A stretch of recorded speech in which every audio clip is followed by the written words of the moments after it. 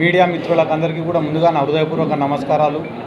అలాగే ఈ కార్యక్రమంలో పాల్గొనడానికి ఇచ్చేసినటువంటి నియోజకవర్గ సీనియర్ నాయకులకు, మాజీ శాసనసభ్యులకు, లబ్బి వెంకట స్వామి గారికి, యువ నాయకులు చంద్రమౌళి గారికి, అలాగే జెడ్పీటీసీలకు అందరికీ కూడా నా హృదయపూర్వక నమస్కారాలు తెలియజేసుకుంటున్నాను. అలాగే ఈరోజు రాష్ట్రంలో నూతనంగా ప్రభుత్వాన్ని ఏర్పాటు చేయబోతున్నటువంటి కూటమి ప్రభుత్వానికి కూడా యువజన విభాగం తరఫున, వైఎస్ఆర్ కాంగ్రెస్ పార్టీ యువజన విభాగం తరఫున కూడా నేను శుభాకాంక్షలు తెలియజేసుకుంటూ, అదే రకంగా ఈరోజు నందికొట్కూరు నియోజకవర్గంలో దాదాపుగా వైఎస్ఆర్ కాంగ్రెస్ పార్టీకి 80,000 ఓట్లు పడడం జరిగింది. ఆ 80,000 ఓట్లు వేసి వైఎస్ఆర్ కాంగ్రెస్ పార్టీకి మద్దతు తెలిపిన ప్రతి ఒక్క ఓటర్కు కూడా ముందుగా నా ప్రత్యేక ధన్యవాదాలు, కృతజ్ఞతలు కూడా నేను తెలియజేసుకుంటున్నాను. ఒక ముఖ్యమైన విషయం నేను ఈరోజు చెప్పదలుచుకునేది ఏమంటే నేను రాజకీయాల్లోకి వచ్చి దాదాపుగా 11 సంవత్సరాలు అయింది.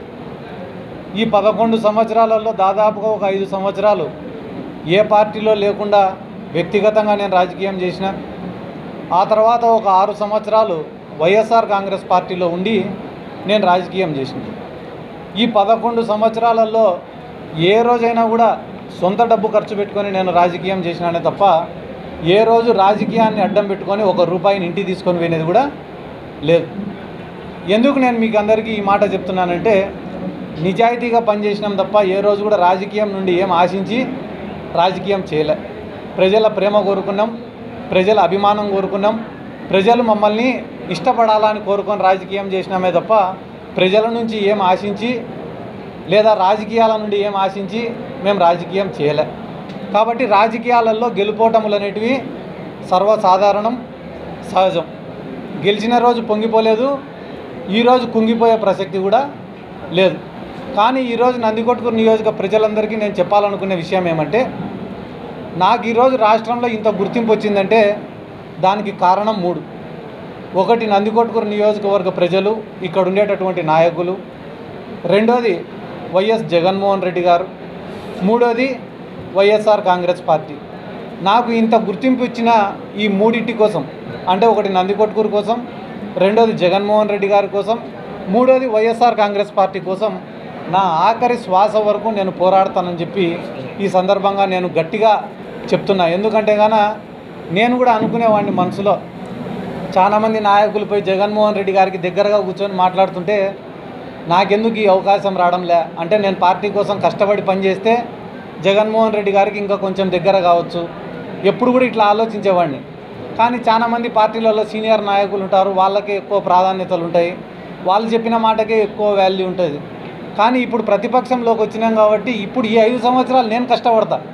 అది యువజన విభాగం తరఫున కావచ్చు, పార్టీ కోసం కావచ్చు, పార్టీ సిద్ధాంతాల కోసం కావచ్చు, పార్టీ కార్యకర్తల కోసం కావచ్చు, నా వంతుగా గడిచిన 11 ఏళ్ళు కష్టపడిన దానికన్నా రెట్టింపు కష్టపడతా.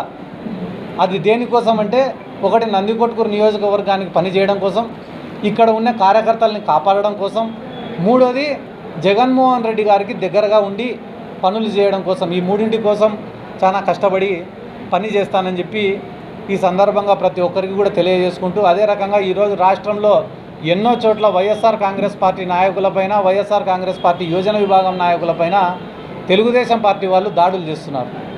ఆ దాడులను కూడా నేను తీవ్రంగా ఖండిస్తున్నా. ఎందుకంటే ఇవన్నీ మేము ఊహించనేటివి కాదు, మేము కొత్తగా చూస్తానేటివి కాదు. కానీ ఒక బాధాకరమైన విషయం ఏమరా అంటే, వైఎస్ఆర్ కాంగ్రెస్ పార్టీ అధికారంలో ఉన్నప్పుడు ఏ ఒక్క దాడి కూడా మేము చేయలేదు. ముఖ్యంగా ఈ నందికొట్కూరు నియోజకవర్గంలో మీరే చూసుకోండి, తెలుగుదేశం పార్టీ వాళ్ళపైన అక్రమ కేసులు కానీ, తెలుగుదేశం పార్టీ వాళ్ళపైన దాడులు కానీ వైఎస్ఆర్ కాంగ్రెస్ పార్టీ ఏ రోజు కూడా చేయలే.